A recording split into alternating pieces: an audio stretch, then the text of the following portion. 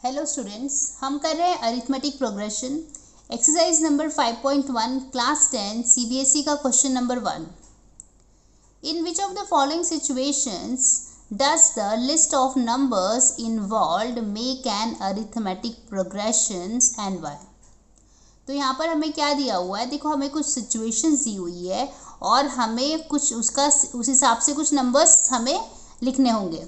ठीक है, हमें नंबर मिलेंगे तो उस नंबर को हमें चेक करना है कि क्या वो अरिथमेटिक प्रोग्रेशन बना रहा है, और अगर बना रहा है तो क्यों, और अगर नहीं बना रहा है तो भी क्यों।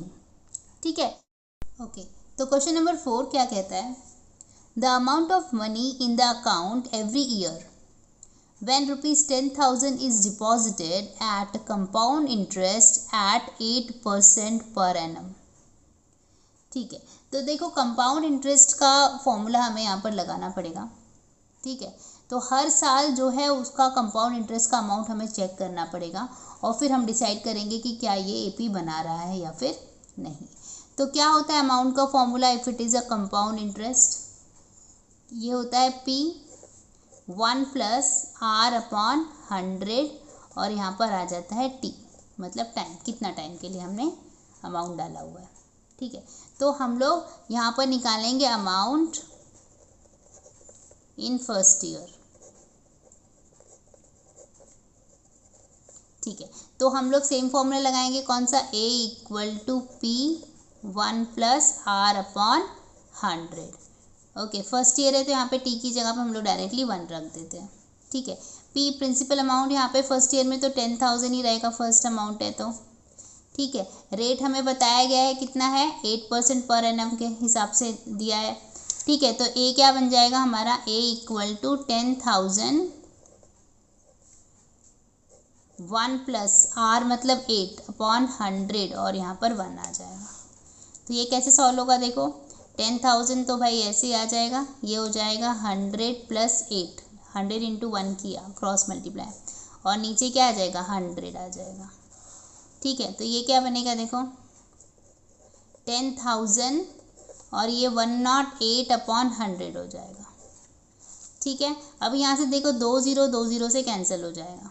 ठीक है, तो हमारे पास यहाँ पे बचेगा 100 और यहाँ पर 108। तो अमाउंट क्या आ गया हमारा फर्स्ट ईयर का, 10800। ठीक है, तो इसी तरह से हम लोग क्या करते हैं, सेकेंड ईयर का भी अमाउंट निकाल लेते हैं। हम लिखेंगे amount in second year, formula तो वही रहेगा, क्या, A equal to P 1 plus R upon 100 और टी की जगह पे 2 आएगा क्योंकि सेकेंड ईयर का निकाल रहे, दूसरे साल में हमारे पास कितना अमाउंट आ जाएगा। यहाँ पर भी प्रिंसिपल देखो, प्रिंसिपल यहाँ पर क्या हो जाएगा हमारा, तो प्रिंसिपल अमाउंट हमारा 10,000 ही रहेगा। ठीक है, रेट वही रहेगा 8। ठीक है, और टाइम तो हमने बता दिया है 2 ईयर होगा। ठीक है, तो अब हम वैल्यू डाल देते हैं, तो ए इक्वल टू क्या हो जाएगा 10,000 1 प्लस आर मतलब 8 अपॉन 100 और टी की जगह पे हमने 2 डाला है। ठीक है, तो ये क्या हो जाएगा 10,000 और ये बन जाएगा 100 प्लस 8 अपॉन 100 पावर 2 है, तो ये बनेगा क्या 10,000।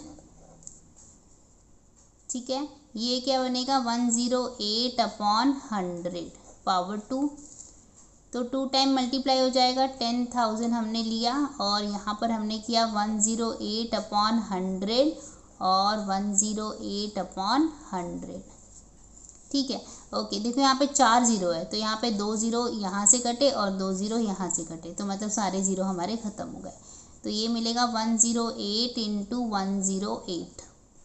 ठीक है, अब जब हम लोग इन दोनों का मल्टीप्लाई करेंगे ना तो हमें मिलेगा 11664।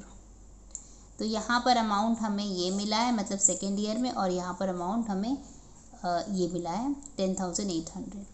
तो हमारा क्या बनेगा, देखो लिस्ट ऑफ द नंबर या फिर अमाउंट, देयरफॉर अमाउंट हमारा क्या बना, फर्स्ट ईयर में हमारा अमाउंट 10,000 था, हमने शुरुआत 10,000 से की थी। सेकेंड ईयर में अमाउंट हो गया 10800, फिर आता है 11664 और जैसे सो ऑन हम लोग उसको कैलकुलेट कर सकते हैं। देखो हमारा कंसर्न क्या है कि हम पता कर ले कि क्या ये एपी बना रहा है कि नहीं। तो उसके लिए हम क्या करेंगे, हम डी चेक कर लेंगे, मतलब डिफरेंस चेक कर लेंगे। तो हम लोग पहला डिफरेंस चेक कर लेते हैं, डी इक्वल टू 10800 माइनस 10,000। ठीक है, तो जब हम लोग इसको सब्ट्रैक्ट करेंगे ना तो हमें मिल जाएगा 800। ठीक है, सेकेंड वाला डी चेक कर लेते हैं, मतलब 11,664 में से हम लोग 10,800 को माइनस करेंगे, तो 11,664 माइनस 10800, तो ये क्या बन जाएगा 864। ठीक है, तो ये डिफरेंस तो इक्वल नहीं है, देखो यहाँ पर 800 आ रहा है, यहाँ पर 864 आ रहा है, तो डी इज़ नॉट कांस्टेंट। तो हम लोग लिखेंगे here difference is not constant, therefore it is not forming arithmetic progression.